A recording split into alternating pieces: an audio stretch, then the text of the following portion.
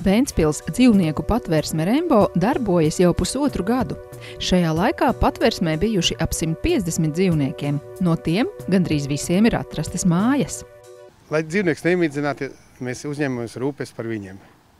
Izveidām dzīvnieku patvērsmi Ventspils rajonā. Šeit mēs nodarbojamies pieņemam dzīvniekus. Noslēguši mēs esam līgumu ar pilsētas komunālā pārvaldi.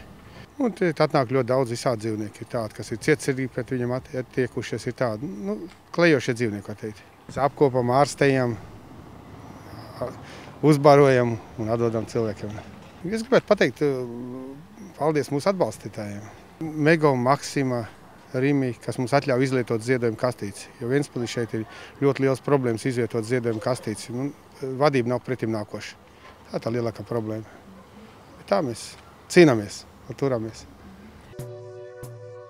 Dzīvnieku patvērsmes Rembo darbinieki uzskata tā. Darām mēs labu darbu, bet visiem cilvēkiem un viņu prātiem labi mēs nevaram būt. Kā svētkos, tā arī ikdienā mūsu mazie draugi gaidīs dāvanas un mīļus saimniekus.